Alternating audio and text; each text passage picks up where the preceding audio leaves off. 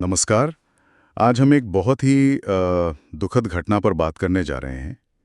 तेलंगाना के संगारेड्डी जिले में पशामिलारम इंडस्ट्रियल एस्टेट है। वहाँ सिगाची इंडस्ट्रीज नाम की एक केमिकल फैक्ट्री में सोमवार 30 जून 2025 को एक भयानक विस्फोट हुआ। जी बिल्कुल। ये घटना सोमवार सुबह हुई। करीब 8:15 और 9:45 के बीच का समय बताया जा रहा है, सिगाची फार्मा प्लांट के अंदर। हाँ, हमारे पास कई न्यूज़ रिपोर्ट्स हैं, कुछ आधिकारिक बयान भी हैं। तो आज हम कोशिश करेंगे कि इसके तथ्य समझें, कारण क्या हो सकते हैं, बचाव कार्य कैसे हुआ और सबसे ज़रूरी सुरक्षा से जुड़े जो सवाल उठ रहे हैं उन पर बात करें। बिल्कुल। और घटना की गंभीरता का अंदाजा इसी बात से लगता है, जैसा कुछ प्रत्यक्षदर्शियों ने बताया कि धमाका इतना तेज था कि कुछ मजदूर लगभग 100 मीटर दूर जाकर गिरे और एक 3 मंजिला इमारत तो पूरी तरह मलबे में बदल गई। बाप रे! तो ये हुआ कहाँ था प्लांट के अंदर? रिएक्टर में? केमिकल धूल बनती है, जी। वो अगर दबाव बढ़ जाए तो विस्फोटक हो सकती है। अच्छा। और विस्फोट के बाद उसके फौरन बाद ही बहुत भीषण आग लग गई और बिल्डिंग का एक बड़ा हिस्सा ढह गया। पहला फायर अलर्ट सुबह करीब 9:30 बजे के आसपास मिला था। और जो सबसे दुखद पहलू है जान माल का नुकसान, उसकी क्या खबर है? आंकड़े कुछ अलग अलग आ रहे थे शुरू में। हाँ, शुरू में थोड़ी कंफ्यूजन थी, 10, 12, 14 मौतें बताई जा रही थी, लेकिन अब जो खबरें आ रही हैं वो दिल दहलाने वाली हैं।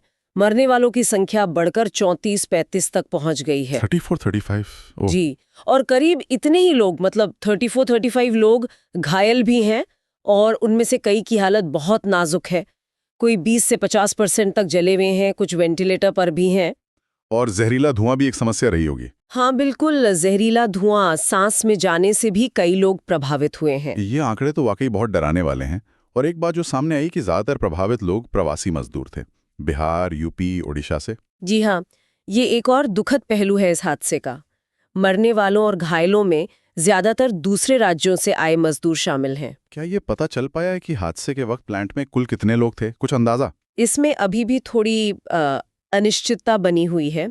कुछ रिपोर्ट्स कह रही हैं कि शायद 150 लोग थे, जिनमें से 90 उस हिस्से में थे जहां धमाका हुआ। कहीं 61 लोगों के होने की बात भी है। और एक दिक्कत ये भी आ रही है कि जो कर्मचारी अटेंडेंस रजिस्टर संभालता था, आशंका है कि उसकी भी मौत हो गई है। तो सही संख्या पता करना मुश्किल हो रहा है। अच्छा। अब आते हैं कारणों पर। आपने स्प्रे ड्रायर का जिक्र किया, क्या जांच में यही बात सामने आ रही है? मुख्यमंत्री ने कमेटी भी बनाई है ना? आदि है। कौन कौन है इस कमेटी में? इसमें मुख्य सचिव हैं, डिजास्टर मैनेजमेंट, लेबर और हेल्थ सेक्रेटरी हैं, और फायर सर्विसेज के एडीजीपी यानी additional director general of police भी शामिल है। ये कमेटी न सिर्फ इस घटना की जड़ तक जाएगी, बल्कि आगे ऐसे हादसे न हो उसके लिए सुझाव भी देगी। ये जांच जरूरी है, बिल्कुल जरूरी है। लेकिन सवाल ये भी उठता है कि क्या ये काफी है, खासकर जब हम सुनते हैं कि इस इलाके में पहले भी, खैर उस पर बाद में आते हैं। पहले ये बताइए बचाव कार्य कैसा रहा? देखिए, बचाव कार्य बहुत बड़े पैमाने पर चला। लोकल पुलिस तो थी ही, फायर ब्रिगेड की करीब 10-11 गाड़ियां थीं, एक फायर रोबोट भी इस्तेमाल किया गया। एनडीआरएफ यानी नेशनल डिजास्टर रिस्पांस फोर्स और SDRF state disaster response force, इनकी टीमें भी जुटी रहीं। मलबा हटाने में काफी वक्त लगा होगा। हाँ, मलबा हटाने और उसमें दबे लोगों को निकालने का काम मंगलवार तक चलता रहा। बहुत मुश्किल काम था। प्रधानमंत्री नरेंद्र मोदी ने भी पीएमएनआरएफ, मतलब प्रधानमंत्री राष्ट्रीय राहत कोष से मृतकों के परिवारों को 2 लाख और घायलों को 50,000 रुपए की मदद का ऐलान किया है। और राज्य सरकार? राज्य सरकार ने भी मुआवजे का और घायलों के मुफ्त इलाज का भरोसा दिया है। स्वास्थ्य मंत्री और श्रम मंत्री खुद मौके पर गए थे। ठीक है, ये सब तो राहत और बचाव की बातें हुई, लेकिन इन सब के बीच सुरक्षा को लेकर गंभीर सवाल उठ रहे हैं। स्थानीय विधायक ने तो सीधे कंपनी पर आरोप लगाया है। जी हाँ, जो स्थानीय विधायक है महिपाल रेड्डी, उन्होंने साफ तौर पर कहा है कि कंपनी ने सुरक्षा प्रोटोकॉल का पालन नहीं किया, लापरवाही बढ़ती है, और उन्होंने मृतकों के परिवारों के लिए 1-1 करोड़ रुपए के मुआवजे की मांग भी की है। और विपक्षी दल भी जांच की मांग कर रहे हैं। हाँ, बीजेपी और बीआरएस दोनों विपक्षी पार्टियों ने कहा है कि इसकी गहराई से जांच होनी चाहिए, और सिर्फ इसी प्लांट की नहीं, बल्कि इलाके की सभी इंडस्ट्रियल यूनिट्स का सेफ्टी ऑडिट होना चाहिए।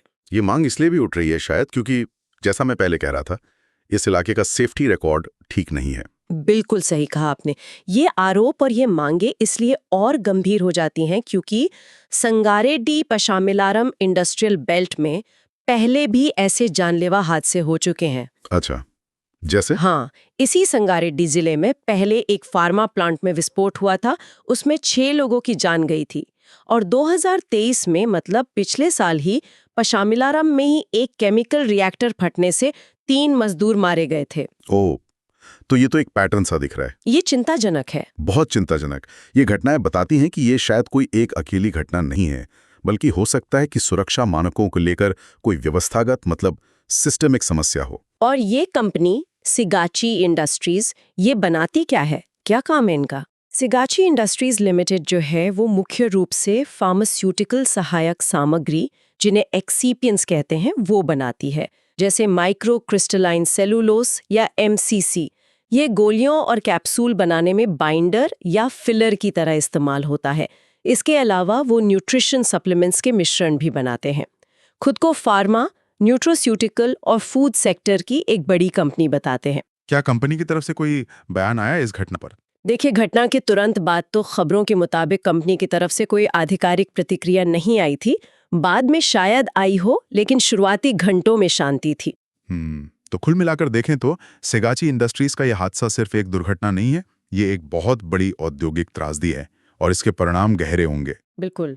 ये घटना एक तरफ तो उन परिवारों के लिए तत्काल मदद की ज़रूरत को दिखाती है जिन्होंने अपनों को खोया है या जिनके लोग घायल हैं, और दूसरी तरफ ये पूरे इंडस्ट्रियल सेक्टर, खासकर केमिकल और फार्मा यूनिट्स में सुरक्षा के जो नियम कानून हैं और उनका पालन कितना होता है, इस पर बहुत गंभीर सवाल खड़े करती है। हाँ, क्योंकि बार बार ये हादसे हो रहे हैं, ये इशारा करते हैं कि सिर्फ नियम बना देना काफी नहीं है, उनको सख्ती से लागू करवाना भी उतना ही जरूरी है। सही कहा। और यहीं पर शायद आज की बातचीत का सबसे बड़ा सवाल है, सोचने वाली बात है, क्या इस तरह की जो त्रासदियां बार बार हो रही हैं, उनको रोकने के लिए सिर्फ जांच कमेटियां बिठा देना या मुआवजे की घोषणा कर देना ही काफी है, या फिर हमें इंडस्ट्रियल सेफ्टी को वाकई में प्राथमिकता देने वाली एक सोच, एक वर्क कल्चर में बुनियादी बदलाव लाने की जरूरत है? शायद तत्काल जरूरत।